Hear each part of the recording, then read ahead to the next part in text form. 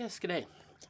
Today I'm going to do a tutorial on a rather kind of odd subject. But one of the issues that probably will come up in the future, and maybe the guys that make Aerofly will actually fix this in their tools. But I'll give you a scenario that could happen in the future. Maybe it's happening now. So you've built your airport. It's right next to a city, and you want to add a whole bunch of buildings or bridges or towers or whatever inside of this city. You've already built your airport. You've created your reference image. So you've got a couple of ways to do this. One of the first ways is, of course, you can go into your TSC file. You can take your models, and you could do this. You could add an entry in your TSC file for every single model that you're about to put in your city, and that will work fine. That is no problem at all. In order to do that, of course, you have to find out the latitude and longitude of every single object. So there's another way. This is the way I'm going to show you, because I think this way has way more flexibility, and I think once you get it set up, it's not as tedious. And that is, we're going to create another reference image. Now, this particular reference image that we're going to put in contains the scene or the ground from the area which we're interested in.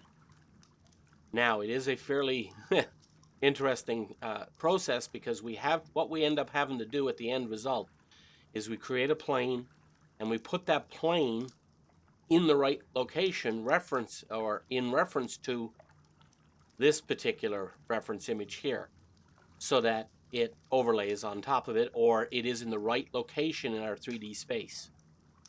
So the first thing we're going to do, of course, is we're going to have to create our new reference image, and we're going to do that exactly the same way as we did before. Now I'm here in my CYQM. I'm overlapping right now just to show you this works.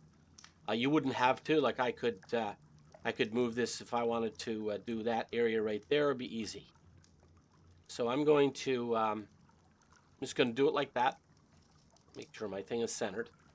And I'm going to generate a resolution of 0. So it's small, and the only reason I'm doing it small right now is only because of the fact that it makes it a little faster for the tutorial. So I'm going to start this. Of course, it won't take very long. What we're interested in as well, obviously same as before, is we're interested in our latitude and longitude coordinates of our center down here, which we'll copy. We're also interested in the size, because that's going to be the size of our plane inside of 3D Studio Max. As you can see, this is almost done. I might as well go into the directory and wait for fset work directory. And we'll go back to fset. And basically now we're done. So what we're going to do is we're going to go in here. We're going to take this bitmap. And we're going to call it reference 2, although you can call it whatever you want. And I'm going to copy it. Or actually, I'm going to move it over to here. And I've already got one in there because I was making sure this technique worked. And we'll move it in there. Now we got to find the location of where we want to put this reference image. So we go back to this, click on our center to make sure that our coordinates come up. We highlight the coordinates here, and we copy them. Now, we're now going to go into this GPS visualizer calculator. I will put all of the links for these 3 particular websites into my post on the forum. So don't worry about reading them right now. So, and what we're going to do is we're going to convert those from northwest type over to digital. So I'm going to Control V that in there.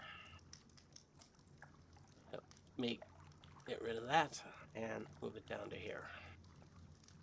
So now we have our, and get rid of this.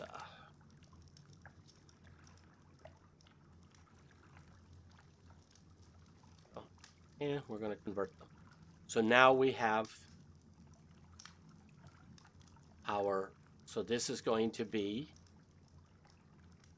okay, I'm going to take 46 to this one, and we're going to move it down to here, because what we're also going to do is we're going to calculate the distance between the center of our current reference image, which is this one, and this new point. Okay, so I'm going to copy that, Control C it, or right click, whatever you need to do, and Control V it there, and do the same thing here, Control C it, and replace it there, Control V it.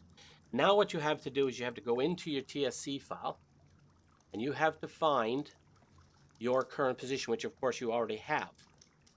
So we'll cut and paste that as well into our calculator, because that's going to be our second point. So we will highlight this and Control V it, and then we'll just highlight the 46, because the 46 has to go first. So the latitude has to go first. And Control V it, and put space there. And oh, that doesn't work right.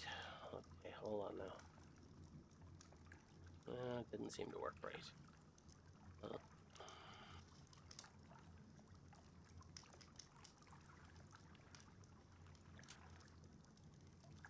Oh, I've got to put a comma there. There we go. There. So what it is now is the center of our current reference image that's inside of our airport to the center of this location right here is 2.225 kilometers at a bearing of 49 degrees. Okay, so what we have to do now is we have to bring up our calculator. We have to subtract 49.942 minus 90 degrees, and you'll see why in a second. So it's 40.05. Okay, so it's, okay, so 40.05 at 225. So now we go into our right triangle calculator, and what we're going to actually do is do some Pythagoras theorem here, but, well, luckily there's an online calculator to do it.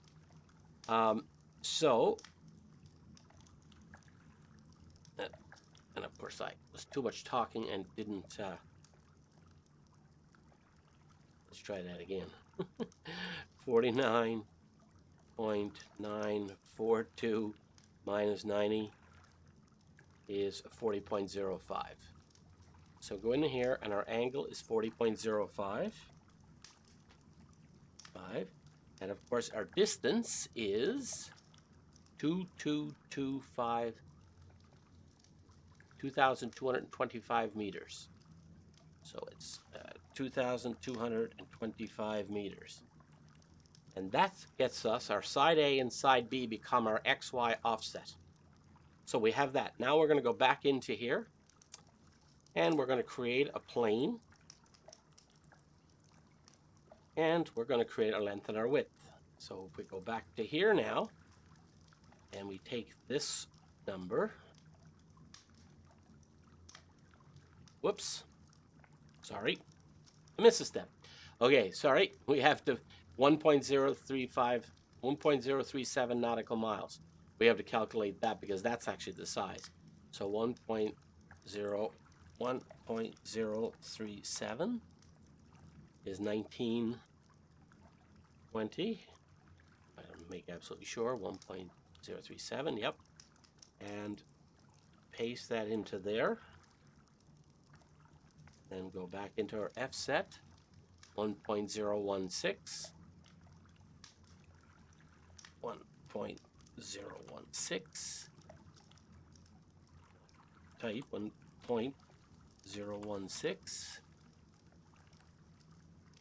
Control C that, copy it, and put that into there, and Control V that, and create our, so now we have our reference image. Now we're going to open up, okay, open up our material editor, create a material, and we're going to find the reference image that we copied in, which is this one, and assign a material to selection, and we now have our reference image, our new reference image. Now, right now, of course, it's not in the right location, obviously. So this is where calculation comes in from this, which is 1700. So I'm going to highlight that. I Control-C it. Now, because it's going left and down, we know that from looking. We know it's down here, so it's left and down. It has to be minus. So what we'll do is we'll delete that out of there, Control-V it, and put a minus in front of it. Okay, and then highlight that one, Control-C that. Same thing, we also know that a minus. And you'll notice now it's in exactly the right spot. And if you look, you can tell because where this ends, see, where it ends is the other one begins. But lines up absolutely perfectly right here. So you know it's in the right spot. So now, like I said, I'm going to unhide my name. I'm going to unhide my objects. And you'll notice that I have these objects. That's actually one object in my TSC file, which is right here. It's only one object. That's the center of it, same as this number right here. So now if I wanted to put, let's say I had this, I'll zoom in here. Let's just say I was doing this building. All I would have to do is put that building in 3D Studio Max, put it over top of that, get it lined up, add it to this group, and save it, and it would be in the right location. It's really that simple.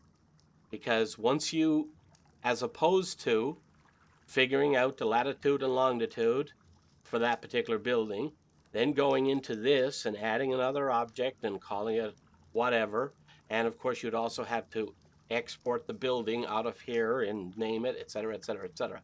Once you set this up, it's a bit of a pain to set it up, but once you set it up, it's going to be a lot easier, and you can put in any number of reference images on here by doing this technique. So hopefully that helps somebody. If you have any questions, again, I'm on the forum, and I will post all of my links. So have a nice day, and see you on the forums.